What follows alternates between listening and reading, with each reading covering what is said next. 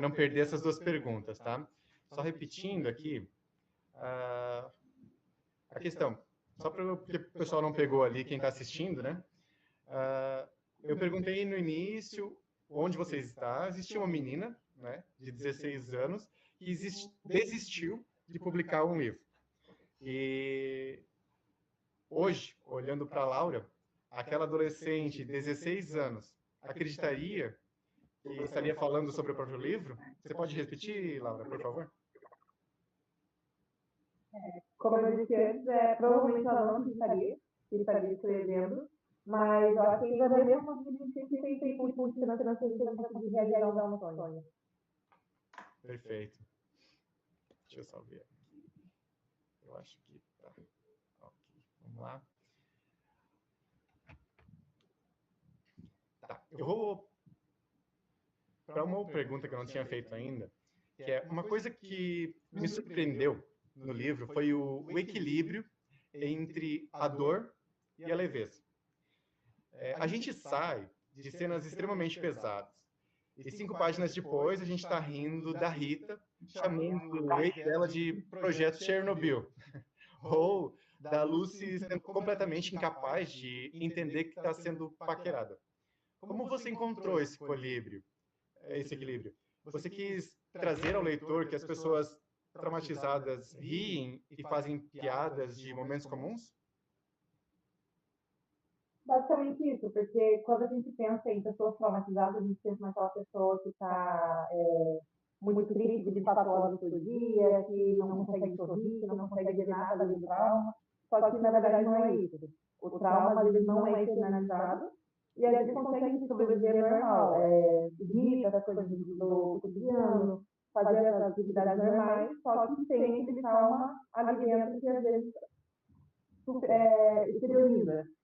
Então, eu queria mostrar essa parte, que principalmente nessa parte como TEP ou depressão, que a pessoa consegue ter uma rotina, consegue ter um cotidiano que ri, que brinca, só que ainda existe aquele trauma de dentro que ela, às vezes, se esconde e não trata. Sim. Mas mesmo assim, eu fiquei muito surpreso lendo, porque essa quebra é muito legal. Né? A gente sai de cenas traumas fortes que a Lucy traz, e de repente tá leve. É muito interessante, muito legal. Outra pergunta. Sim. Você hoje é técnica de enfermagem. A UTI, a rotina hospitalar, a linguagem dos profissionais, tudo parece vivido e não pesquisado. Né? Em que momentos a sua profissão deixou de ser apenas cenário e passou a fazer alma da história? Olha, eu queria trazer, junto com essa parte da temática da UTI pediátrica, em questão hospitalar, para mostrar que às vezes as pessoas que não estão curadas conseguem curar outras pessoas. Porque às vezes fica mais fácil você analisar, você queria trazer na luz esse tipo de visão, de que até as pessoas mais feridas conseguem curar também. Entendi. Porque é muito... A gente consegue enxergar a UTI ali, né, na hora que você está trazendo, né? Você descreve o ambiente, descreve as separações entre as alas e as macas, né? Eu achei muito legal. Teve um trecho que me marcou muito, uma frase, na verdade, que fala assim: eu não mereço o amor dela, eu não mereço o amor de ninguém. É uma frase muito dura. Você acredita que uma das maiores violências que alguém pode sofrer é começar a acreditar que não merece ser amado? Exatamente. Essa é o ponto que eu também queria enfatizar nela, que às vezes a gente é o nosso pior algoz. A gente acredita na maldade dos outros e acredita que a gente mereça isso. Então, eu queria provar, por essa escrita, de que mesmo que você pense que você não seja importante, que você não vale a pena, ainda existem pessoas que fazem valer a pena, que fazem você se sentir importante, se sentir amado. Isso é muito rico. É muito Isso, que rico dentro normalmente dele. a pior tipo de comentário, o pior tipo de ofensa normalmente vem de si próprio. A gente não consegue externalizar isso para outras pessoas, mas para a gente às vezes se maltrata demais. Profundo. Vamos lá. O- Tem um personagem, o Marcos, né, que poderia ser facilmente escrito como o mocinho perfeito, mas você escolheu outro caminho. Exato. Né? Ele não tenta consertar a Lucy, ele espera, ele respeita e ele permanece. Você acredita que, às vezes, amar alguém é muito mais sobre oferecer um lugar seguro do que tentar salvar essa pessoa? Exatamente, porque às vezes quando a gente tenta salvar uma pessoa, a pessoa não quer ser salva, ou ainda não está preparada para isso. Então é você ter a paciência de esperar o momento que a pessoa tenha coragem por ela mesma de começar a ter um recomeço, a começar o processo de cura. E você sempre está lá perto para conseguir apoiar ela nessa caminhada, porque é difícil. Sim, sim. Eu vou colocar rapidinho aqui para o pessoal a capa do livro. Tá? Uhum. Vamos ver aqui. Ali. Gente, essa é a capa do livro. Tá? A sinopse do livro, ele já começa dizendo, ela está acorrentada. Confesso que quando eu comecei a ler, eu pensei, 50 tons de cinza, alguma coisa assim. Mas não. A ideia é muito forte, né? A ligação com traumas, a ligação de fugir desse medo, né? De não poder amar. Aliás, não medo, né? Mas essa a crença que ela tem de não ser amada, de não merecer o amor. Não só ela, eu acho que o Marcos traz um pouco disso também, na minha visão. Mas, enfim, percepção de leitor, cada um vai ter a sua. O livro da Laura está hoje disponível na Amazon e pelo Kindle Unlimited também. Então, ou seja, quem tem assinatura consegue baixar e ler, né? Bem tranquilo, sem problemas nenhum. Vale muito a pena. É um livro que puxa a gente para a leitura, está no cotidiano, então, e surpreende. Surpreende a questão dos traumas, né? E olhando para essa... Vamos tirar a capa aqui para eles poderem ver a gente de novo. Você respondeu dentro do formulário que criou personagens inspirados em pessoas que te ajudaram em momentos importantes da vida. Né? Eu preciso perguntar, todo mundo tem uma Rita na vida? Ou a Laura é a Rita? Ou quem foi Marcos? Quem foi Martínez? Não precisa dizer nomes. Mas quais dessas pessoas realmente existiram? A principal pessoa que existiu, que ainda é o mesmo nome da personagem, é a Lilian, que é uma grande amiga minha, que me incentivou muito a escrever. Ela, cada vez que eu falava, escrever um capítulo, ela, meu Deus, eu preciso ler agora, e continua logo, que eu preciso ler mais um pouco. Então, ela foi uma pessoa que me incentivou muito. Mas no cotidiano, assim, principalmente no trabalho, ela é uma pessoa que sempre está para cima, sempre está ativa, sempre dando a chance de tudo bem, não leva muito a sério as coisas. Vai sem medo, não vá sem expectativa. Não se frustre antes de acontecer alguma coisa. Então, assim, ela leva uma leveza na vida assim, que transmitiu para mim uma segurança de pensar, eu vou escrever, se não der certo, tudo bem, eu tentei. Então, ela também foi uma grande inspiração para o livro, mas principalmente as minhas mães, elas são as pessoas que mais me apoiam na vida. Então, com certeza, o carinho da Amélia, o carinho da Dona Olga sempre foi um espelho do que as minhas mães fazem para mim na vida. Legal. Porque a Rita me deixou muito curioso. Ela é muito para cima. Que ela é o extremo dos dois pontos. Ou tá muito triste, ou tá muito alegre. Então, fica essa confusão assim, meio embaralhada.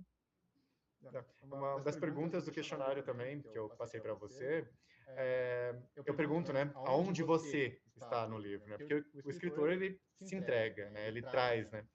E você menciona que está em alguns antagonistas.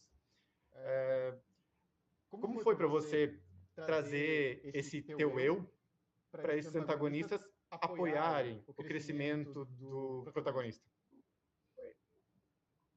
Olha, essa foi uma das partes mais difíceis, para falar bem a verdade.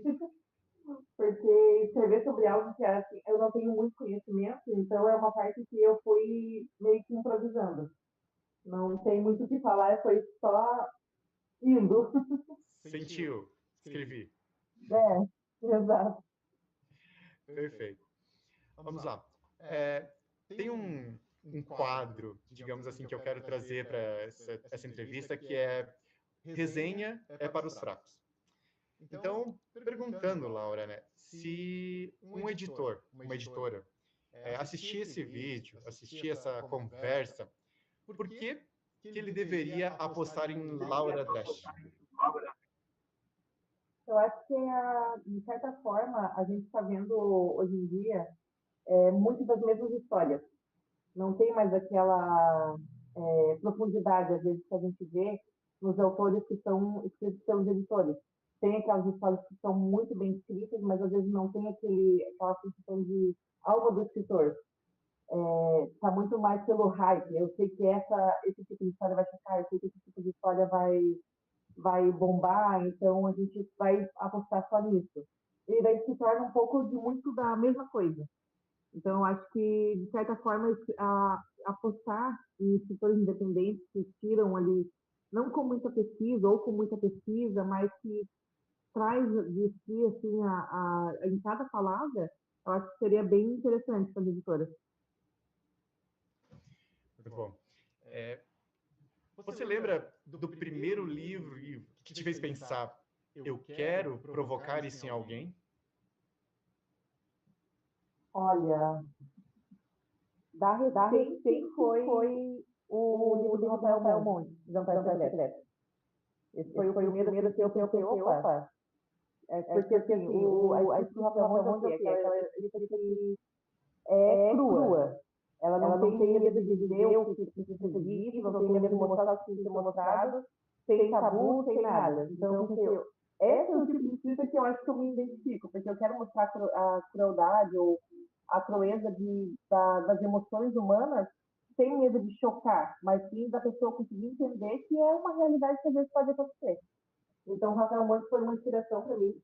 E com certeza, eu acho que o primeiro livro que me fez pensar assim, que eu poderia me encantar por escrever foi o Mundo de Sofia, a história da filosofia, que é um camalhaço. É um bom livro. Exato. Vamos lá. Existe alguma pessoa hoje que leria o livro e pensaria, meu Deus, essa sou eu? Nossa, eu acho que tem que muitas pessoas. Principalmente nessa sociedade agora. Porque, querendo ou não, a gente está numa sociedade que é proibido demonstrar fraqueza, demonstrar que você tem trauma. Ou está tão normalizado você sofrer na vida que às vezes você falar assim, eu não estou bem, é uma coisa assim, tá, como assim? Você está me projetando uma coisa que eu não quero saber. Então, assim, eu acho que muitas pessoas que escondem, que é muita gente mesmo hoje em dia, se identificaria simplesmente com o luto de saber que tem um trauma e tem esse medo, esse receio de explanar por medo de incomodar as outras pessoas. Assim como as outras pessoas que vão se identificar com Rita, com Marcos, que são as pessoas que lutam pelas pessoas que não parece que não querem que lutem por elas. Né? Mas mesmo assim permanecem. Como é difícil, como é cansativo lutar com uma pessoa que não se própria. Todo mundo é muito feliz hoje, né? A gente olha as redes sociais e todo mundo é instagramável. Bem isso. Exato. A Lucy acredita que não merece amor. Essa talvez seja a maneira mais cruel que alguém pode acreditar sobre si mesmo. Quando que essa ideia apareceu? Eu acho que foi uma inspiração assim do que eu vejo em algumas pessoas que eu conheço, ou até às vezes nos momentos de tristeza profunda que a gente tem às vezes. como eu trabalho em uma área que lida com a vida e com a morte constantemente, a gente consegue encontrar tipos de pessoas que pensam que não vale a pena. Então, foi ali que eu comecei a pensar, por que eu não posso escrever com base no que eu vivi, com base no que eu conheço das pessoas, sobre uma pessoa que pensa de si, mas que ainda tem aquela curiosidade de saber o que é a vida, de saber que às vezes pode acontecer de encontrar pessoas que façam a vida valer a pena e ela se perder da onde ela principalmente quer sair. Então, daí começou o incentivo para a luz. Eu acho que o ambiente de trabalho, né, nesse caso seu, traz muita experiência sem precisar você viver aquilo, né? Exato. É bem pesado, mas enfim.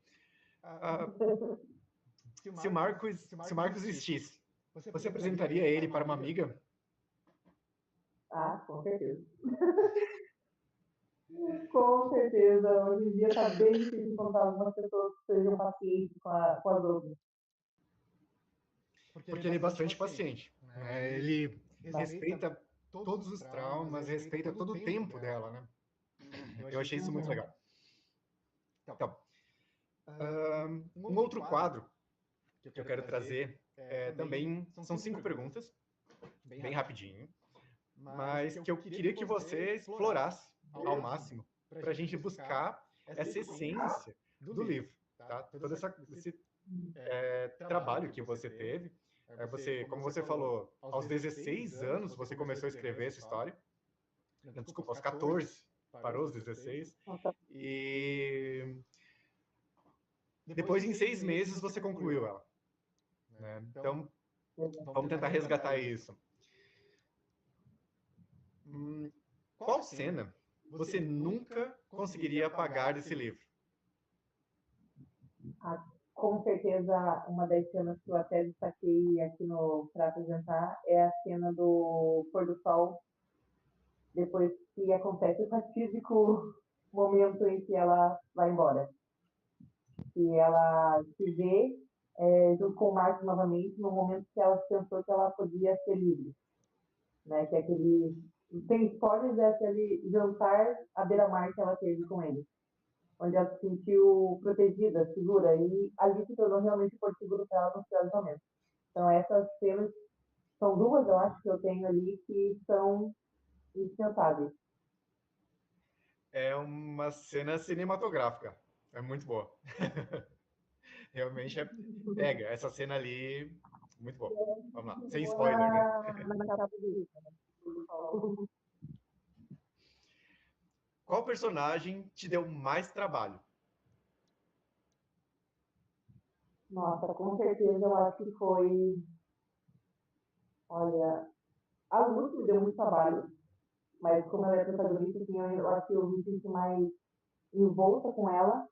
Eu acho que a pessoa que mais poderia ter me dado trabalho foi o Marcos, porque é uma visão masculina, uma coisa que eu não tenho experiência nenhuma, e nem vivência, muita vivência, já que eu fui uma mulher criada por mulheres, então não teve nenhuma influência masculina durante a minha criação, ou seja, eu não tenho quase nada de experiência na visão masculina sobre a vida. Mas com a ajuda de algumas outras escritoras que escreveram sobre essas visões masculinas, me ajudaram muito a entender como que eu ia poder desenvolver um personagem como ele. Então, acho que o maior desafio mesmo foi o Marcos.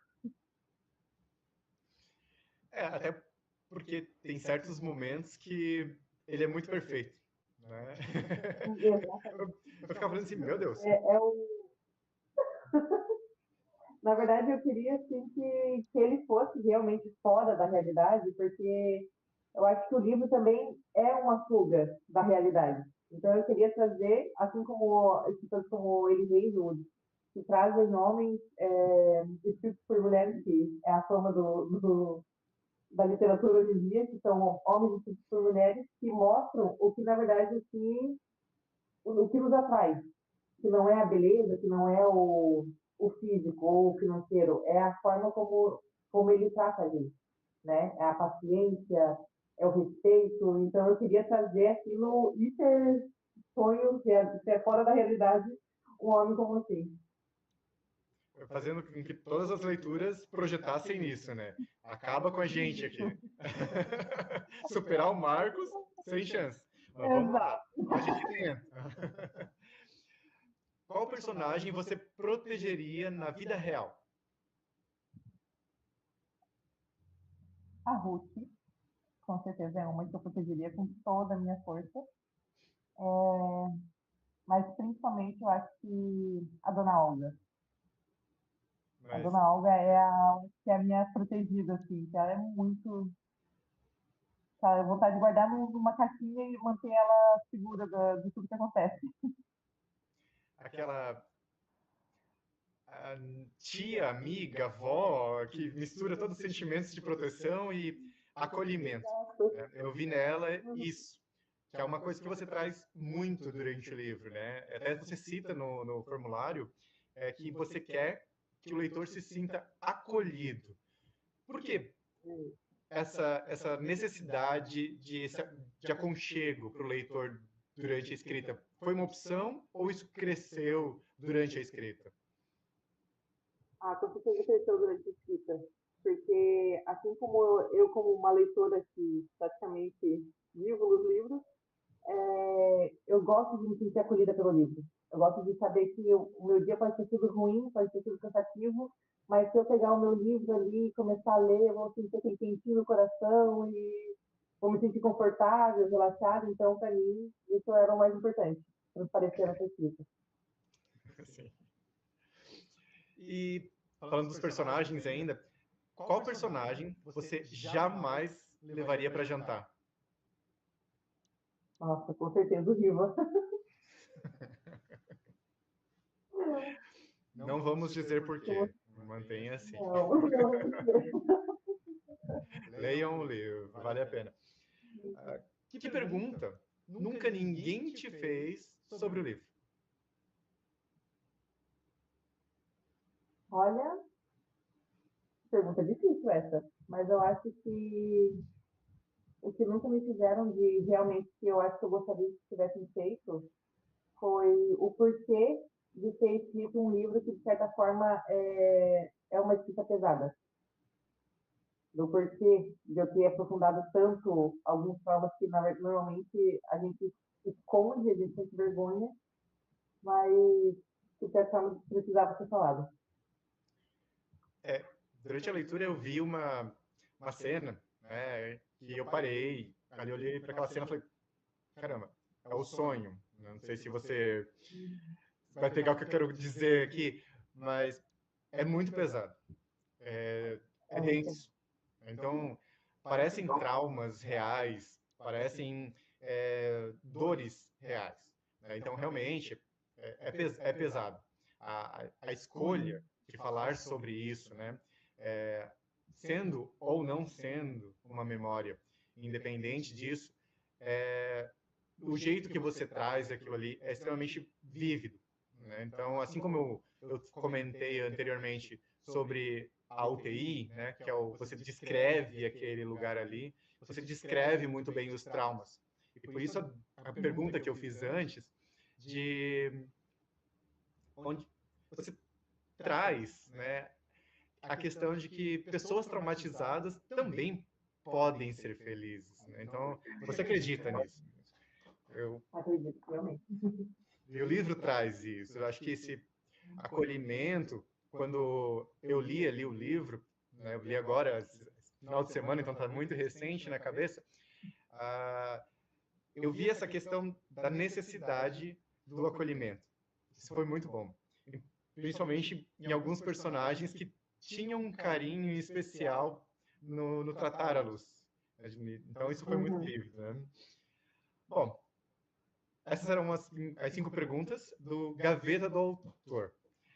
Antes de encerrar, eu queria trazer, né, a pergunta que começa com o livro.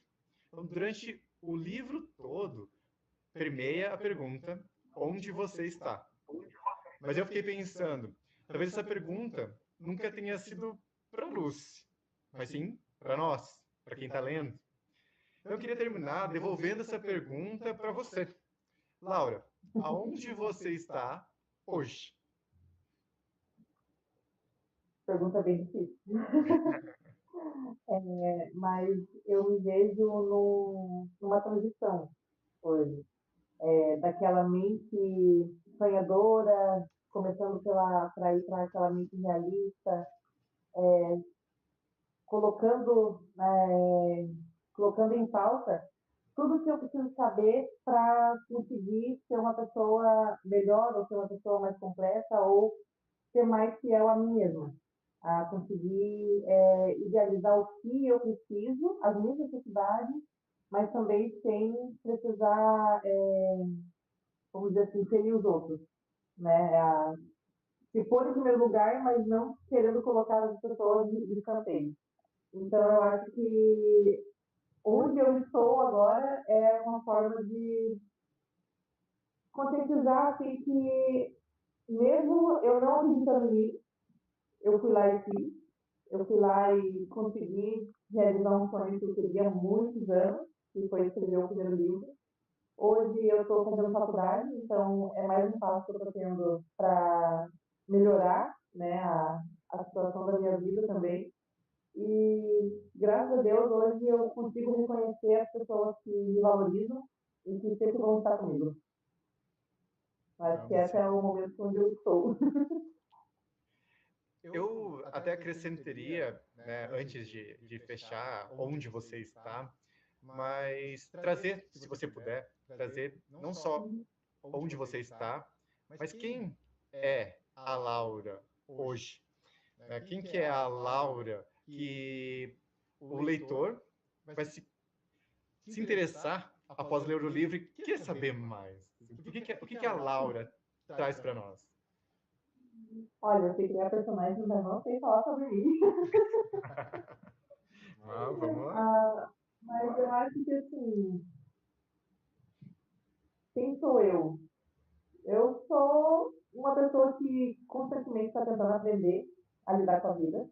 Tem os seus altos, tem os seus baixos, mas com certeza eu estou conseguindo, com muita amizade, com muita família, conseguir me reerguer, né, de alguns momentos ruins, e que com certeza a escrita foi uma das coisas que mais me ajudam até hoje.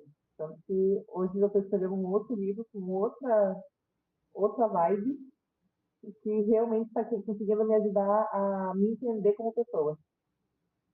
Essa era uma outra pergunta já. Tem algo engatilhado, então? Pode dar um mini spoiler?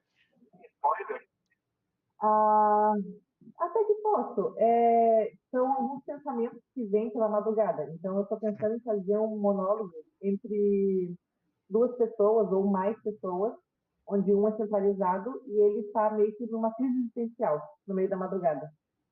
E essas pessoas começam a conversar com ele e questionar por que ele pensa assim, e ele começa a questionar as outras pessoas por que as outras pessoas não pensam assim.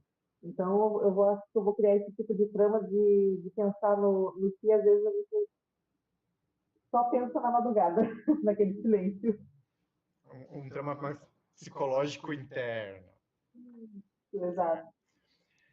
Se eu pudesse entrar no seu livro por apenas 5 minutos, em que momento da história você me levaria e por quê?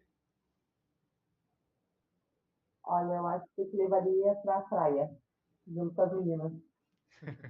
Que eu acho que é um momento que, com certeza, é o momento mais de cura que passou pelo livro. É aquele momento de acolhimento de que a Lucy não quer nada, não quer fazer nada, mas tem as pessoas que amam e se importam com ela, falam, vamos fazer sim. E ali ela consegue ver que tem uma forma de ela se curar. Então, É, com certeza, ali eu acho que é um momento muito feliz que tem. a amizade, a terapia, né? Aquela junção. Muito Isso. bom. Legal. Laura, tem alguma coisa a mais que gostaria de acrescentar, trazer, chamar o pessoal para conhecer? Olha, com certeza quero chamar para conhecer a história da Lucy, que às vezes não pode ser fácil a leitura, mas que, de certa forma, em alguns momentos você pode se sentir acolhido, que é o intuito do livro. Também fazer você parar para pensar que algumas coisas que a gente esconde embaixo do tapete precisam ser ditas, precisam ser reveladas. E muitas vezes o fato de todo mundo esconder esse tipo de trauma, que é vergonhoso, às vezes faz as pessoas fazer isso. Então, isso eu queria vir à tona. E de falar sobre o trauma é importante. E com certeza convidar para assistir mais os próximos capítulos, com certeza vai ser incrível desse prólogo.